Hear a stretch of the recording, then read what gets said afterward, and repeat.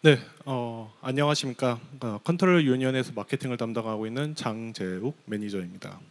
제가 오늘 들고 온 주제는 패키징 관련 EU 트렌드 및 인증에 대한 부분을 좀 소개해드리려고 지금 이렇게 자리에 오게 되었고요. 우선 이렇게 좀 저희 좀 시간을 내서 이렇게 초대해주신 부분에 대한 이제 주관사와 주최 측에 감사의 말씀을 드리도록 하겠습니다. 우선은 저희 목차는 다음과 같습니다. 컨트롤 유니온에 대해서 짧게 좀 소개를 해드리고, 그리고 저희 그 지속 가능한 이제 리사이클에 대한 트렌드가 지금 어떻게 흘러가는지를 유럽의 베이스를 둬가지고 좀 소개를 해드릴 텐데, 아마 지금 많은 분 발표 연사께서 PPWR이나 EPR에 관련된 내용을 이야기하셨다 보니까 그 내용은 좀 생략을 하고 그 이외에 다른 관련된 내용들 위주로 좀 설명을 해드리도록 하겠습니다. 그리고 세 번째로는 이제 실제로 저희 이 컨트롤 유니온에서 운행하고 있는 이 인증 프로그램 중에 이제 패키징 관련된 인증에 대해서는 어떤 게 있는지를 좀 확인차 좀 공유해드릴 예정이고, 이벤트는 저희가 좀 간략하게만 좀 소개를 해드리도록 하겠습니다. 우선 컨트롤 유니온에 대해서 간단하게 소개를 해드리겠습니다. 저희 컨트롤 유니온은 이제 네덜란드를 본사로 두고 있는 인증기관이고요. 실제로 인증기관이라고도 부르긴 하지만 저희가 테스팅과 인스펙션 관련된 부분을 진행하고 있고, 저희 한국지사 같은 경우는 2008년에 설립이 되었습니다. 그래서 이제 저희가 이제 실제로 이제 전 세계적으로 5천 명의 이제 직원들이 이제 전 세계적으로 해서 지금 다 운영을 하고 있고, 저희 한국 지사뿐만 아니라 인도 지사, 미국 지사, 유럽 지사, 그 다양한 지사들을 통해 가지고 글로벌한 이제 인증 기관으로 좀 생각을 해주시면 좋을 것 같습니다. 그래서 저희가 다룰 예정의 인증 프로그램들은 이제 아마 빨간색 표시를 해놨는데, 리사이클 인증인 GRS, RCS, OBP, 그리고 리사이클레스, 그리고 ISCC 인증에 대해서 저희 소개를 해드릴 예정이고요. 그 리사이클이 아닌 이제 FSC 인증에 대해서도 좀 간략하게 좀 소개를 해드리려고 합니다.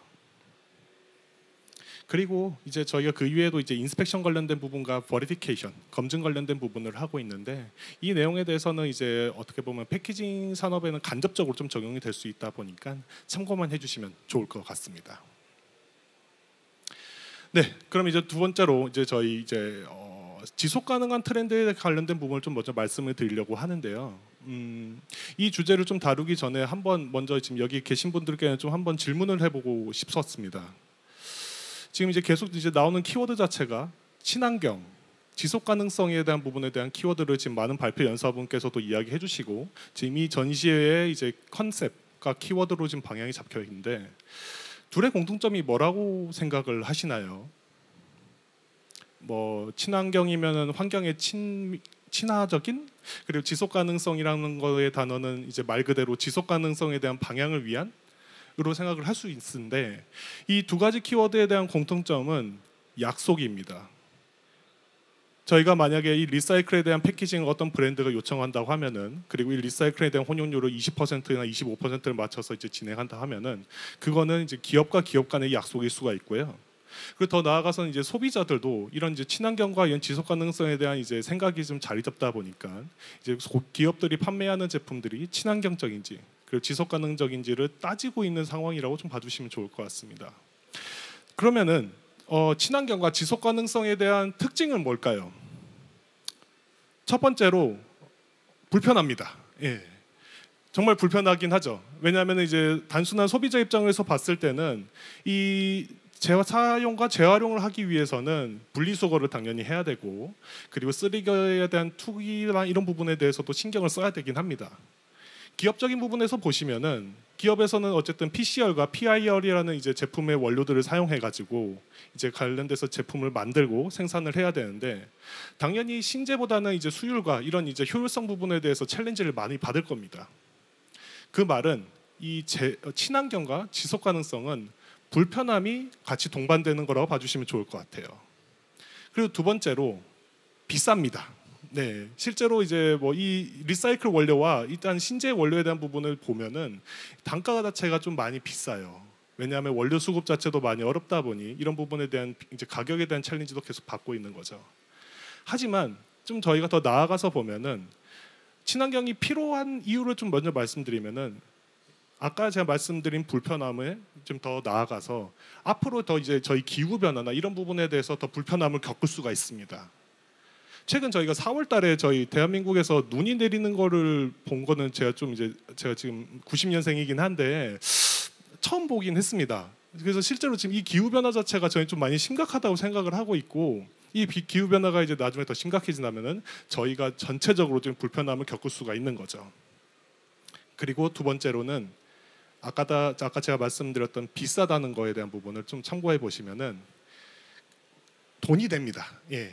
실제로 이런 리사이클 관련된 부분과 이런 재활용 그리고 재사용 지속 가능한 부분에 대해서는 많은 유럽의 기업들이 이제 저희가 환영하고 이런 부분에 대한 제품을 하려다 보니까 오더 수주에 대한 부분이 있고 이런 부분에 대해서 가격에 대한 베네핏이 있습니다. 그러면서 이제 처음 시작을 하는 게 실제로 이제 뭐 좀 무거운 이야기를 좀 말씀드리면은 트럼프가 이제 당선이 되면서 처음으로 이제 내온 공약 자체가 파리 기후 협약을 탈퇴하는 걸로 지금 시작을 했습니다.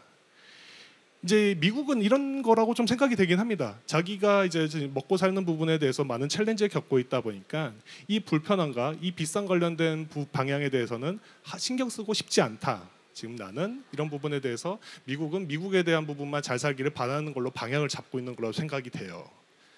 이런 파리 기후 협약 탈퇴를 통해서 지금 이제 많은 유럽에서도 이런 정책 부분에 대해서 크게 변화가 생기기도 했습니다. 뭐 나중에 말씀드리겠지만 옴니버스 패키지를 통해 가지고 CSRD나 CSDDD 관련된 부분에 대해서도 범위를 많이 축소시킨 것도 사실이고, 이 세금에 대한 부분에 대한 플라스틱 세금에 대한 내용에 대해서도 지금 이제 유예하는 나라들도 생기기도 했습니다.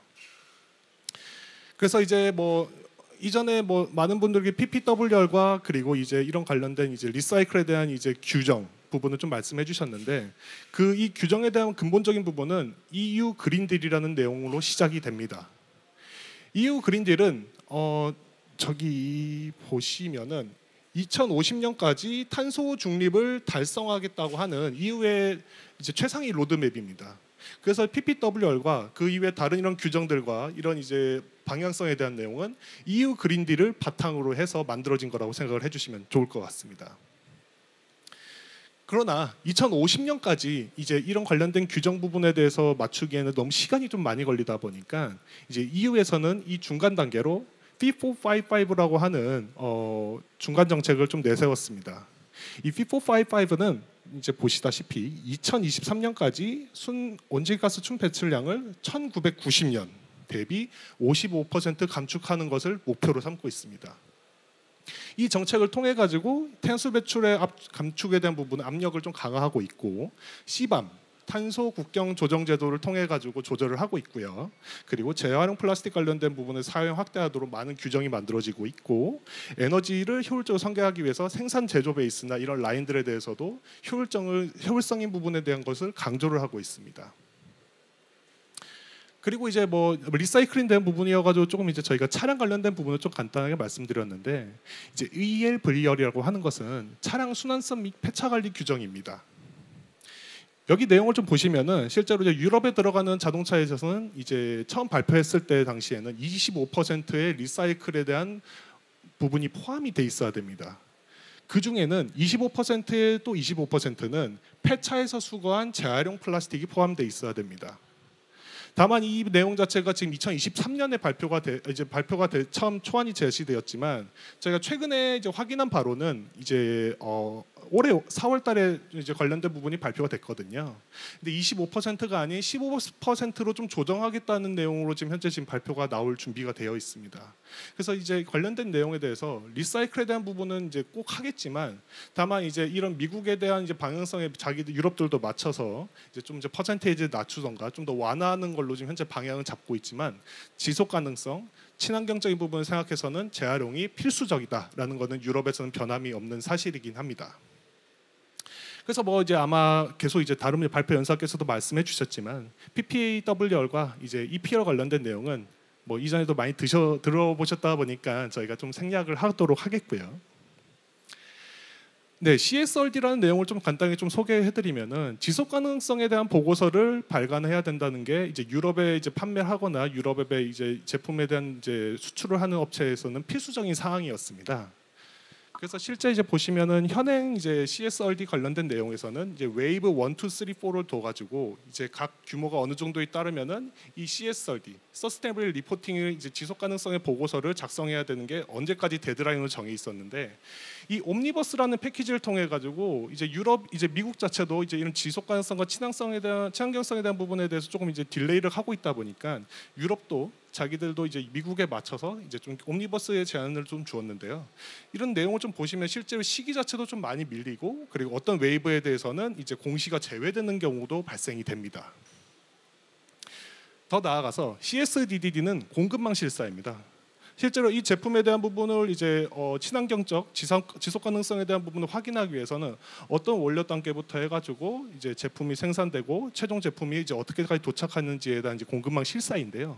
이 내용 자체도 이제 옴니버스 제안에 포함이 돼가지고 이제 보시다시피 이제 날짜는 조금 1년 정도 더 밀려지긴 됐고, 여기가 좀 중요한데 이제 원래는 1년마다 이제 이 CSDD라는 이제 기준에 맞춰서 이제 실사를 했어야 됐지만 5년 주기로 변경이 됐습니다.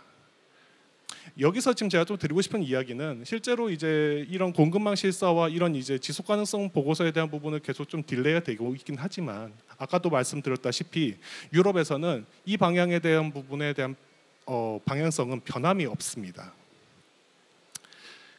그 부분을 바탕으로 해서 저희 인증 프로그램에 대해서 좀 간단하게 좀 소개를 해드리도록 하겠습니다. 저희가 다루고 있는 인증 프로그램들은 리사이클 인증뿐만 아니고 다양한 좀 인증 프로그램을 다루고 있긴 한데요.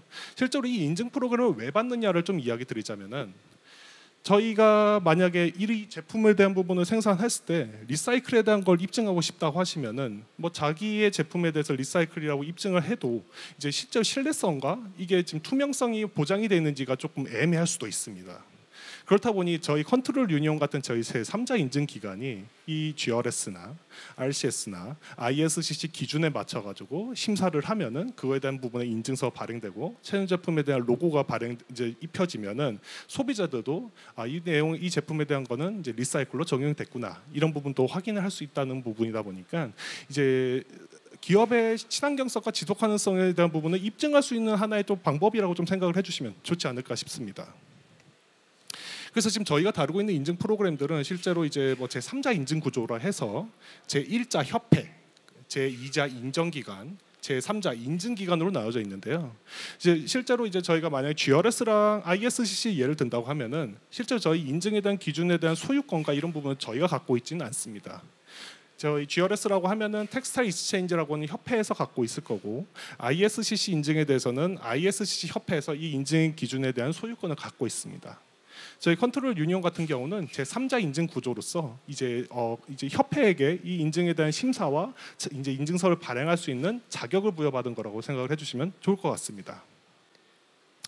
그래서 지금 저희가 이제 바로 이제 말씀드릴 GRS나 RCS 그리고 ISCC 인증 자체는 실제로 이제 환경부와 환경공단 그리고 이제 저희 코라와도 많이 좀 이제 협업을 해서 많은 이제 부분을 좀 만들어 나가고 있고요.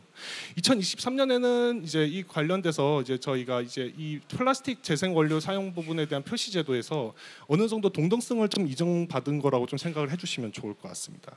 그 중에 지금 여기 보시면은 ISCC, GRS, RCS가 이렇게 나와 있으며, 만약 기업 자체가 이제 GRS나 RCS, ISCC 인증 받았을 경우에는 어느 정도의 절차의 부분에 대해서 간소화가 될 수 있는 걸로 좀 저희가 베네핏을 받고 있다고 확인이 되고 있습니다. 그래서 2023년에는 그렇게 좀 발표가 됐었지만 이제 실제로 이제 이런 재생 원료 사용비 표시에 대한 부분의 법령에도 이제 이 관련된 인증 자체가 지금 기재가 되어 있고요.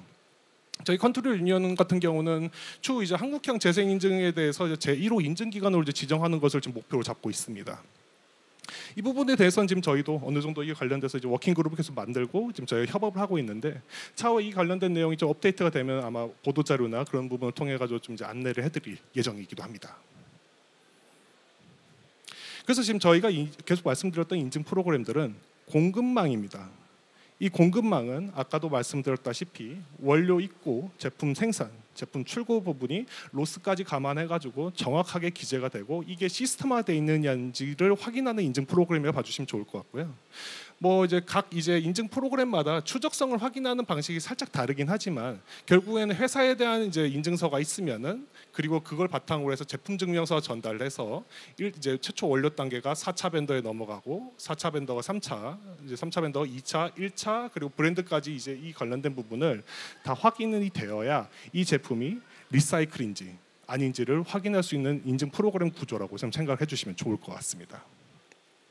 그래서 GRS나 RCS는 실제로 이제 리사이클 인증 중에 이제 뭐 RCS 같은 경우는 5% 이상부터 이제 적용을 할 수 있는 인증 프로그램이고 GRS 같은 경우는 최소 20%에서 50%까지 적용이 돼야 로고 사용이 가능한 인증 프로그램입니다. 지금 저희가 시간이 10분 정도 남았네요. 좀 빠르게 좀 진행을 하도록 하겠습니다. 그래서 이제 GRS랑 RCS는 이제 제품 추적성에 대한 부분은 좀 동등하게 생각을 하지만 GRS에 대한 내용은 좀 추가적으로 사회적인 부분, 환경 관련된 부분, 화학물질 관련된 부분도 확인하는 좀 더 고도의 높은 인증 프로그램을 좀 생각을 해주시면 좋을 것 같습니다. 그래서 GRS를 이제 인증 취득하였다 하면은 이제 ESG 경영의 일환으로도 활용하시는 이제 기업들도 좀 많이 있으시기도 하고요. 이제 추가로 이제 ESG 관련된 보고서를 작성할 때 이런 GRS 인증을 취득하는 경우에 대해서는 어느 정도 좀 베네핏을 좀 받는 것도 좀 저희가 확인이 되고도 있기도 합니다. ISCC 인증은 인터내셔널 서티피케이트 카본 서티피케이션을 해서 탄소 배출 관련된 인증 프로그램 좀 생각을 해주시면 좋습니다. ISCC의 좀 저희가 중요한 부분을 좀 말씀드리면은 이 GHG 온실가스 배출량에 대한 부분을 개선과 이제 감소하는 것을 목표로 잡고 있고 이제 뭐 ISCC 인증은 뒤에 나오겠지만 EU, ISCC 플러스 ISCC 코르샤로 좀 나눠지긴 하는데 ISCC EU 자체는 바이오 디젤과 바이오 연료에서 좀 적용이 되는 거다 보니까 이 유럽위원회 RED의 부분에 대해서도 적용이 될 수 있는 인증 프로그램이기도 하고요. ISCC 플러스는 저희 국내에서는 좀 많이 활용되는 게 종합 석유 화학 회사들이 케미컬 리사이클링 하기 위해서는 이제 이런 추적성에 대한 부분을 좀 체크하는 게 매스 밸런스라고 하는 관리 방식이 필요한데 ISCC는 그게 적용이 가능하다 보니까 많은 종합 석유 화학 회사들이 케미컬 리사이클링이 되는 칩이나 펠렛을 이제 판매하기 위해서 ISCC 플러스 인증을 취득하고 있기도 합니다. 그리고 ISCC 코르샤 같은 경우는 아마 지금 많은 분들께서도 좀 보셨겠지만 사프 지속 가능한 항공유 관련된 인증으로서 이제 이 ISCC 코르샤 인증 받고 그 제품을 전달한다고 하면은 지속 가능한 항공유 사프에 대한 부분도 동등성이 인정돼 가지고 이게 좀 이제 법적인 부분의 인증 프로그램 좀 구조가 잡혀가고 있습니다. 그래서 ISCC는 어떤 원료들을 적용하느냐를 부분을 말씀드리면은 첫 번째 바이오 이제 뭐 단순히 자연에서 나오는 이제 옥수수나 면이나 슈거케인 관련된 내용들도 탄소 배출에 저감이 될 수 있다고 하면은 이 바이오 이제 섹션을 해가지고 이제 포함돼서 이제 입증을 할 수 있고요. 그리고 바이오 서큘러 이 서큘러라는 내용이 이제 리사이클 재활용을 좀 이제 저희가 생각을 하고 있는데 자연에서 나온 것을 다시 한번 재활용한다는 거가 바이오 서큘러입니다. 그래서 가장 좀 대표적인 내용에 대해서는 UCO, 유즈드 코킹 오일이라 해가지고 폐기 식용유를 다시 이제 바이오 디젤화 시키는 거를 이제 대부분 ISCC EU나 플러스를 통해 가지고 활성화되고 있고요. 그리고 단순히 산업재에서 나온 이제 내용을 서큘러라 부르는데 아까 제가 말씀드렸던 종합 석유화학 회사들의 이제 케미컬 리사이클링 되는 부분도 이제 이 서큘러 섹션에는 해당이 됩니다. 그리고 리뉴어블 에너지라 해서 수소랑 이런 이제 풍력 관련된 부분도 저희가 적용을 하고 있습니다. 그리고 FSC 인증 자체는 워낙 좀 잘 알고 계시다 보니까 지속 가능한 산림 관련된 인증으로 좀 생각을 해주시면 좋을 것 같고요. 이제 이 내용에서는 이제 종이 패키징이나 이런 쪽에 대해서 많이 적용을 하고 계시다 보니까 뭐 한솔 재지나 뭐 무림 페이퍼나 이런 쪽에서도 FSC 인증을 많이 적용하고 있고 뭐 대부분 케미칼 대부분 화장품 쪽이나 이제 식품 용기 쪽에서도 많이 적용되고 있는 인증 프로그램입니다. 뭐 라벨 같은 경우는 FSC 100 믹스, 리사이클도 나눠져 있긴 한데 이 내용은 만약에 좀 궁금하다 하시면 제가 좀 차후에 말씀을 드리도록 하겠습니다. OBP 관련된 인증 자체는 그냥 이제 해안가에 들어간 이제 플라스틱 관련된 인증인데요. 이제 해안가 주변에 이제 떠돌아다니는 플라스틱을 바탕으로 해서 리사이클을 하는 걸 OBP로 저희가 부르고 있고, 이제 이 OBP 관련된 이제 원료 자체는 이제 총 4가지로 확인되고 있는데 이 원료 자체에 대한 컨디션과 퀄리티 부분이 좀 중요하다 보니까 대부분 이제 이 폐어망 을 바탕으로 해서 리사이클하는 걸 이제 주로 방향을 잡고 있습니다. 그리고 마지막으로 좀 이제 중요한 인증 프로그램 중 하나인 리사이클래스라는 인증을 좀 먼저 말씀드리자면은, 리사이클래스는 실제로 이제 세 개에 대한 모듈 잡혀 있지만 저희 현재 국내에서 할 수 있는 거는 리사이클링 프로세스, 그 리사이클드 플라스틱 관련된 이 기준 모듈로만 지금 현재 저희가 적용을 하고 있습니다. 리사이클링 프로세스 같은 경우는 이제 폐기물을 처음 받아가지고 처리하는 업체들을 이제 주로 말씀드리는 거고, 그리고 리사이클드 플라스틱은 그 이후에 압출, 그리고 이제 성형, 그리고 이제 단순히 유통하는 쪽에 대한 부분에 대한 기준을 리사이클드 플라스틱 기준으로 해서 저희가 심사를 하고 인증서를 발행을 하고 있습니다. 이 인증이 좀 중요하다고 좀 말씀드리는 게, 실제로 이 인증은 EN 15343 2008에 대한 기준을 바탕으로 해서 만들어진 거고요. 실제로 스페인에서는 이제 버진 플라스틱에 대해서는 세금을 현재 매기고 있습니다. 톤당 이제 450유로에 대한 세금을 현재 측정을 하고 있는데, 아마 작년부터 그 세금에 대한 부분이 진행이 되고 있을 거거든요. 근데 이 리사이클래스라는 인증을 취득하고 이제 해외로 수출한다고 하면은 이 세금에 대한 부분이 어느 정도 감면이 되거나 좀 이제 아예 면세가 될 수 있는 좋은 이제 인증 프로그램을 좀 생각을 할 수 있습니다. 그래서 이 인증 프로그램을 실제로 이제 확인하기 위해서는 다른 인증 프로그램 다르게 좀 추적성 부분을 더 꼼꼼히 체크를 하고, 오로지 플라스틱에 대한 내용에 대해서만 저희가 체크하는 이제 인증 프로그램을 생각을 해주시면 좋을 것 같습니다. 다만 이제 이 리사이클래스 인증 자체는 좀 다른 인증 프로그램과 좀 이제 구분이 되는데요. 보통 이제 인증 프로그램들이 적용되고 인증 업체들이 생기게 되는 게 이제 브랜드부터 해서 1차 벤더, 2차 벤더, 3차 벤더씩 해가지고 탑다운 형식으로 진행됐다고 하면은, 리사이클래스라는 인증 자체는 실제로 그렇게는 불가능합니다. 최초 원료 단계가 이제 만약에 A라는 업체가 이제 리사이클래스 인증을 받고 싶은데 이제 서플라이들이 이제 B, C, D가 있습니다. 그럼 이 B, C, D 이 세 개 업체 중 두 개 업체는 리사이클래스를 인증을 받아야 A 업체가 리사이클래스 인증에 대한 부분의 심사가 가능합니다. 그래서 이 인증 자체는 실제 밑에서부터 해서 위로 올라오는 방식이고, 이 구조를 좀 이제 협회가 생각한 이유는 이 추적성에 대한 부분의 리스크를 좀 최소화하는 걸 목표로 잡고 있다 보니까 이런 구조로 잡혀 있습니다. 그래서 유럽에서도 이 관련된 기준이 나온 지는 꽤 됐지만, 실제로 이제 최종 이제 서플라이 체인들까지 해가지고 넘어가는데 좀 시간이 많이 소요가 되고 있는 인증 프로그램이기도 합니다.